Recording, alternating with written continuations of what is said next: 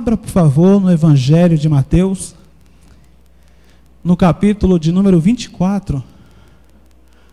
Hoje vamos falar sobre a palavra do fim dos tempos. É um estudo chamado escatologia. É o estudo das últimas coisas. Essa palavra engraçada quer dizer isso. É a expressão mais formal acerca do estudo das profecias dos últimos dias. E esse texto de Mateus 24 é o texto principal acerca desse assunto. E é onde o Senhor Jesus vai falar das profecias do fim. É um texto muito conhecido e a gente vai falar sobre isso hoje, na quinta-feira e no domingo. E vamos aprender muito. No Antigo Testamento, o principal livro que fala acerca das profecias do fim é o livro do profeta Daniel. No Novo Testamento é o livro de Apocalipse. E o que é a profecia bíblica? Para você ter uma ideia, muitas coisas que Deus falou que iria fazer se cumpriu e está na palavra. Um exemplo, vamos usar alguns exemplos. Quando Deus falou para Abraão que a sua descendência iria ser escrava no Egito, aconteceu. Quando Deus falou o nome de um rei, muitos séculos antes desse rei nascer, foi o caso do Ciro, aconteceu. Quando Deus falou que o homem que edificasse a cidade de Jericó, seu filho iria morrer, e fielmente aconteceu.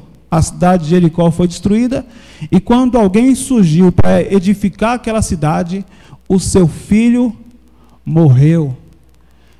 Isso mostra que a profecia bíblica é realmente algo de origem divina, porque somente Deus para ver o futuro e para ver as coisas que iriam acontecer.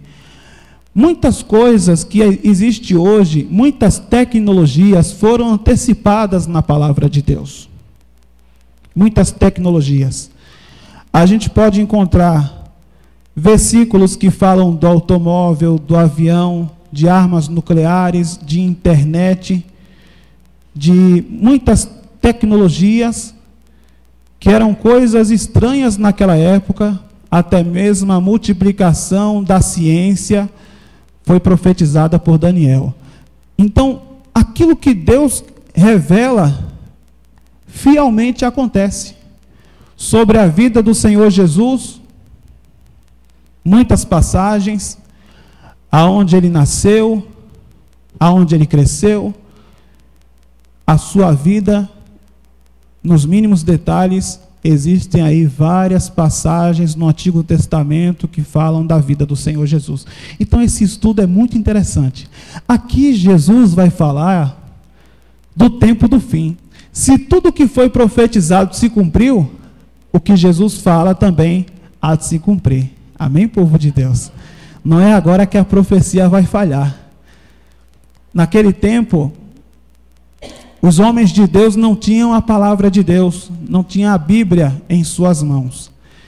Então, Deus dava uma visão, porque ninguém conhecia, não existia a Bíblia.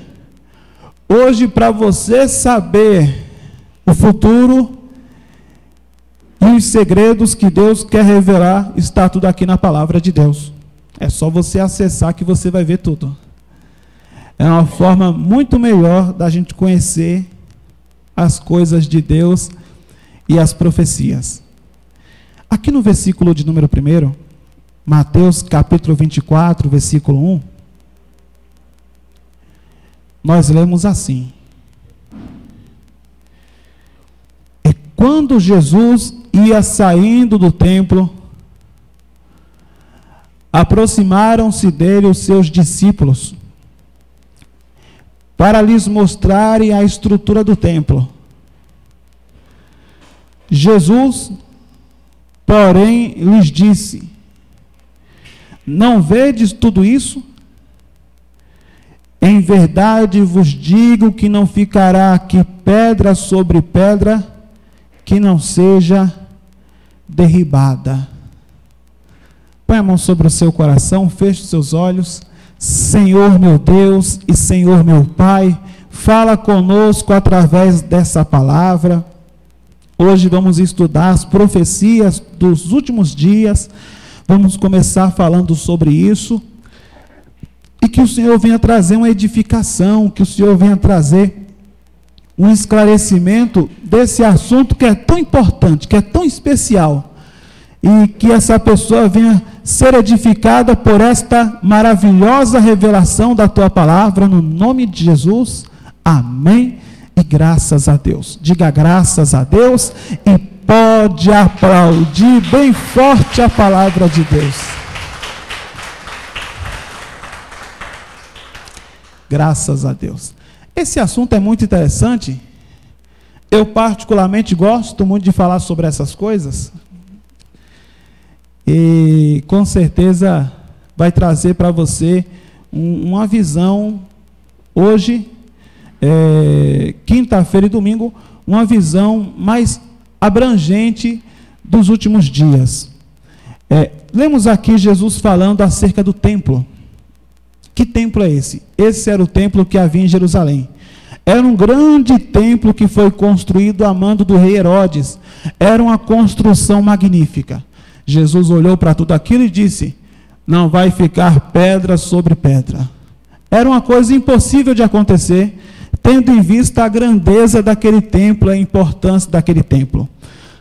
O que aconteceu foi o seguinte: hoje esse templo não existe mais.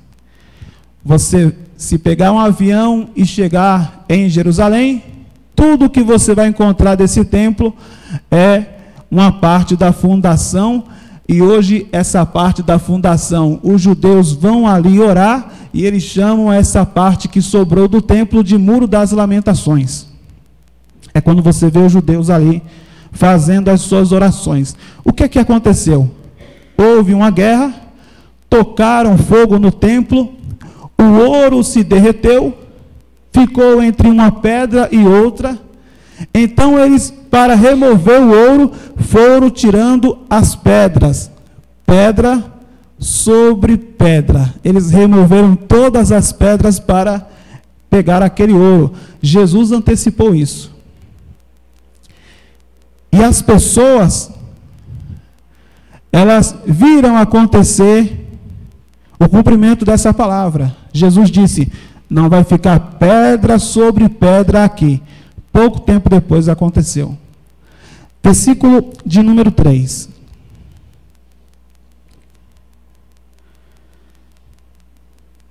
E estando assentado no Monte das Oliveiras, chegaram-se a ele os seus discípulos, em particular, dizendo: quando serão essas coisas? Dize-nos quando serão essas coisas, e que sinal haverá da tua vinda e do fim do mundo? Os discípulos chegaram para o Senhor Jesus: qual é o sinal da tua vinda, Senhor, e do fim do mundo? O que é que vai acontecer antes da tua volta? Versículo de número 4. E Jesus, respondendo, disse-lhes: acautelai-vos que ninguém vos engane. Porque muitos virão em meu nome, dizendo: eu sou o Cristo, e enganarão a muitos. Jesus está dizendo: no mundo todo meu nome vai ser conhecido, e muitos virão em meu nome, não em nome de outro, mas no meu nome, e dirão: eu sou o Cristo. E isso tem acontecido em todos os lugares, e aqui também no Brasil. Quem já viu aqui na televisão aparecer alguém dizendo que é Jesus? Quem já viu? Tem um no Brasil muito famoso, que ele diz: eu sou Jesus. E tem um monte de gente que segue esse homem, ele aparece em programa de TV, e muita gente está seguindo esse homem.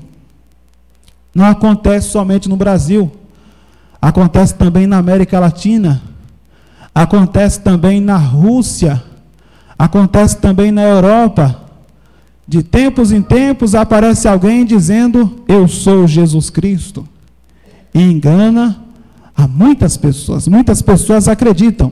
Na época do Senhor Jesus, o grupo de seguidores era um grupo pequeno, e o lugar onde Jesus vivia não era o centro do império, era um lugar muito pequeno. Quando você, por exemplo, pensa na cidade mais importante do Brasil, qual é a cidade que você lembra? Rio de Janeiro, São Paulo, não é assim? Você pergunta para alguém de fora do Brasil, qual é a cidade mais importante? São Paulo, Rio, Brasília? Não é Triunfo. Não é Santa Cruz da Baixa Verde. Não é. Eu sou pernambucano. Eu não sabia que existia Santa Cruz da Baixa Verde. Para mim é um lugar, é uma novidade, é um lugar desconhecido. Então, Jesus cresceu num lugar assim, um lugar desconhecido, um lugar escondido, um lugar que não tinha muita relevância, não era como Roma, o lugar que Jesus divulgou ali a palavra, é um lugar pequeno. Então, quando Jesus diz assim: o meu nome vai ser conhecido no mundo inteiro, é um verdadeiro milagre, porque o tempo passou e hoje ainda estamos falando do nome de Jesus. Quanto tempo se passou? Mais de 2000 anos. Você lembra, por exemplo, o nome do seu avô? Quem é que lembra o nome do avô? E do pai do seu avô, você lembra? E do pai do teu avô, você lembra? Dá para você investigar quem era da tua família 2000 anos atrás? O tempo passa e as pessoas vão esquecendo. A mesma coisa agora. Se eu morrer hoje, a missionária vai ficar triste. Mas daqui a 100 anos, 200 anos, ninguém não vai nem saber quem foi o Erinaldo. Porque o tempo passa e as pessoas vão se esquecendo. Não foi isso que aconteceu com Jesus. Faz 2000 anos que a gente ainda fala do Senhor Jesus. Isso por si só é um milagre maravilhoso. Eles virão em meu nome. Se Jesus tivesse sido esquecido, falso profeta, mas as pessoas ainda lembram de Jesus. A um ponto de enganarem outras pessoas dizendo ser Jesus. E isso acontece nos dias de hoje. Versículo de número 6. Outro sinal. Ouvireis de guerras e de rumores de guerras. A guerra mais famosa hoje é a guerra da Síria. É a guerra do momento, aonde naquele país tem ali americanos, russos, turcos, pessoas do Irã, pessoas do Iraque, todo mundo ali guerreando, terroristas. E o motivo principal daquela guerra é dinheiro, petróleo e gás mineral. Se existe uma guerra, alguém tem que comprar armas. Quem vende as armas? Com que dinheiro aquelas pessoas podem comprar aquelas armas? Petróleo e gás mineral, porque isso representa muito lucro. Então, as guerras, de um modo geral, embora a gente vê somente a parte do terror e da morte, por outro lado, gera muito dinheiro. E a gente vê que aquela guerra vai demorar muito tempo ainda para se encerrar, porque está gerando muito lucro para muita gente. Mas esse é só um exemplo. Guerras e rumores de guerras, a gente sempre tem. Seja lá naquele lugar, seja em Israel, tivemos um grande rumor de guerra. A palavra de Deus fala sobre isso. armas nucleares. Mas a gente apenas ouve falar disso, mas não tem a dimensão exata do que é uma arma nuclear.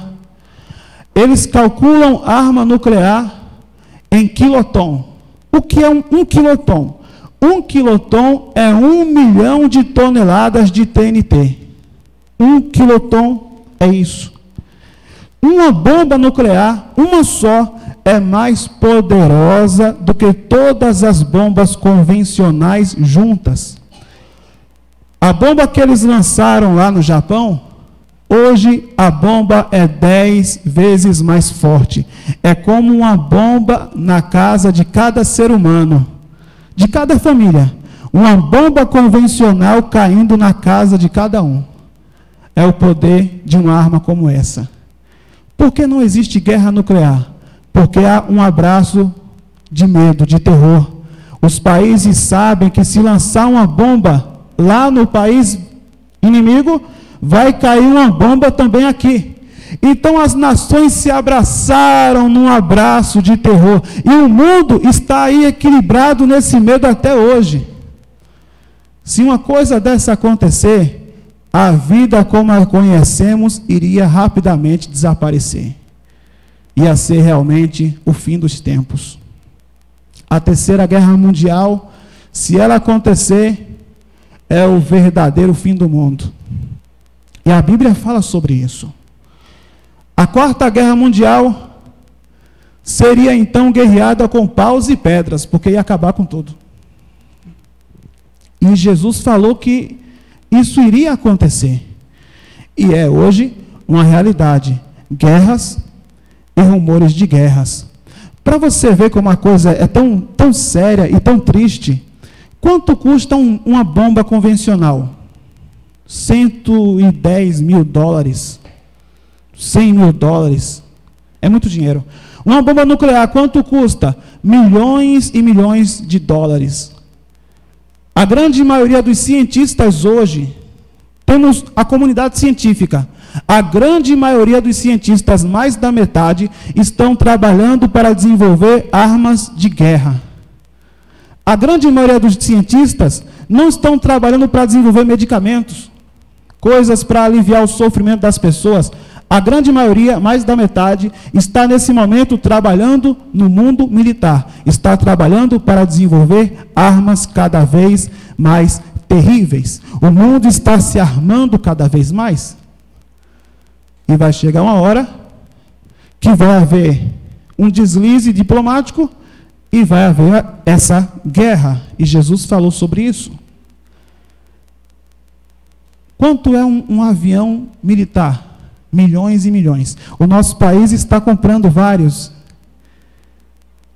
Então quer dizer que a guerra é um avião militar de milhões de dólares jogando uma bomba de milhares de dólares na vida e matando pessoas que vivem com poucos dólares. Porque as guerras acontecem geralmente em lugares pobres, e são os mais pobres que sofrem o efeito da guerra. Você vai ver lá na Síria, quem é que está morrendo lá? Criança e mulher. Não é? Se gasta uma fortuna para manter essa guerra. É uma coisa realmente muito injusta. Guerras e rumores de guerras. Continuação da passagem.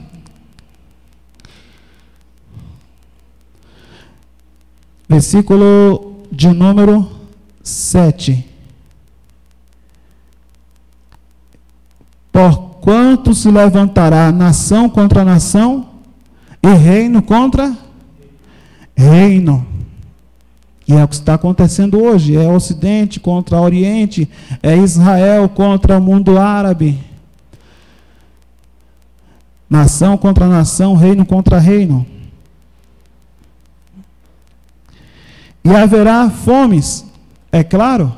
Se está se gastando com guerras, então vai faltar dinheiro para infraestrutura.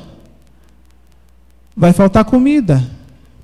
Sem comida, o povo fica doente, pestes, fomes, pestes e terremotos em vários lugares.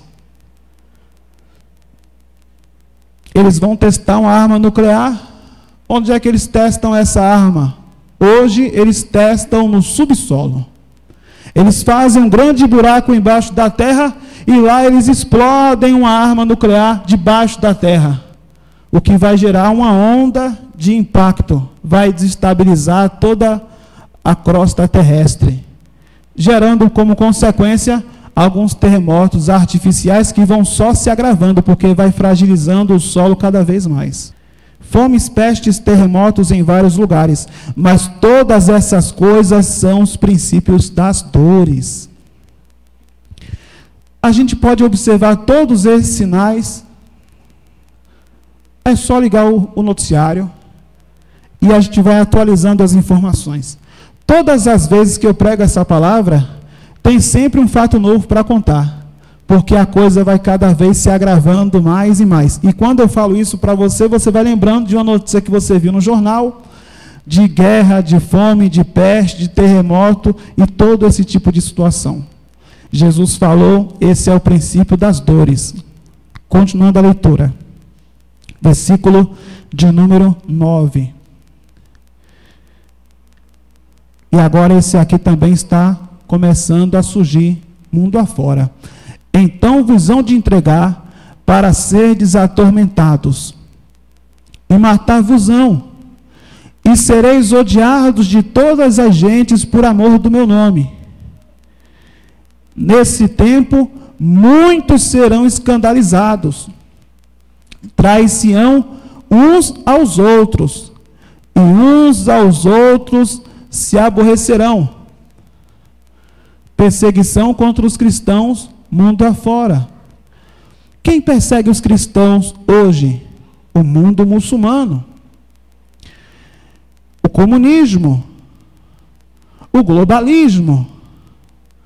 A perseguição no Brasil se dá não de forma física. A luta é mais uma luta ideológica. O que é que a gente vê na mídia? O incentivo à promiscuidade, o incentivo à homossexualidade. A gente vê hoje as coisas mais depravadas e imorais sendo expostas como se fosse uma coisa maravilhosa, indo contra tudo aquilo que a gente acredita. Os valores cristãos estão sendo jogados na lata do lixo.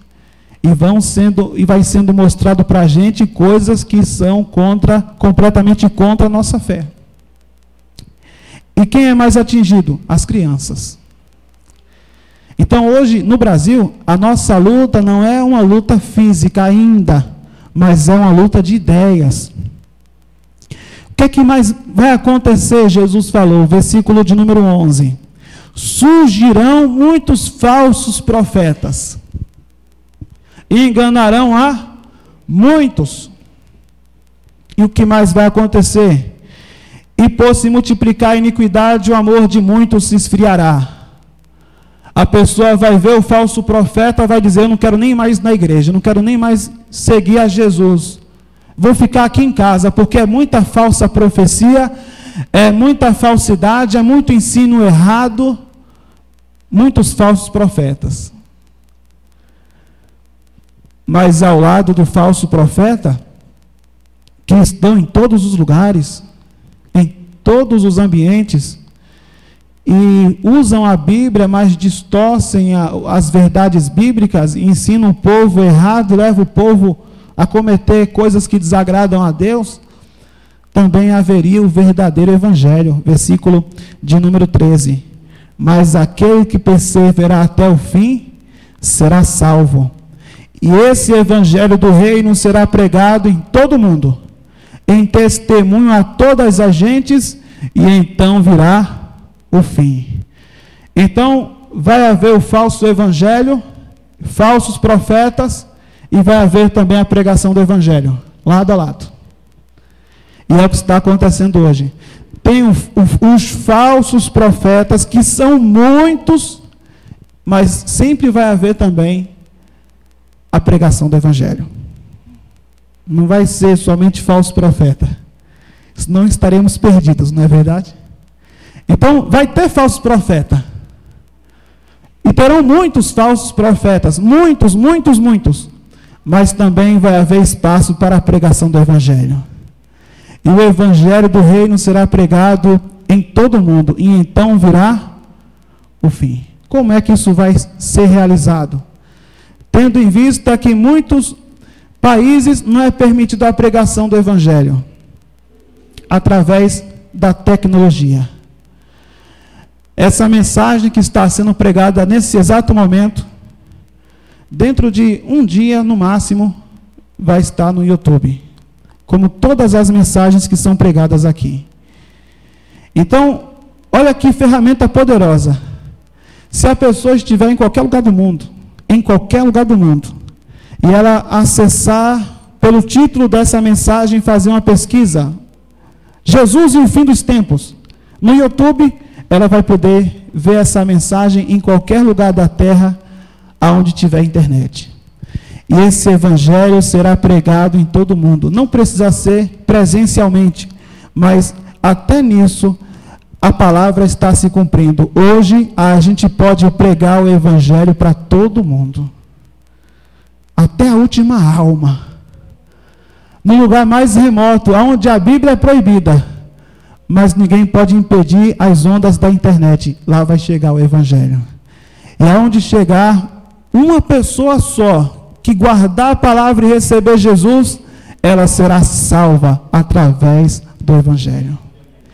Por isso não devemos desistir. O amor está esfriando, há muitos escândalos, muitos estão traindo e se decepcionando com os homens.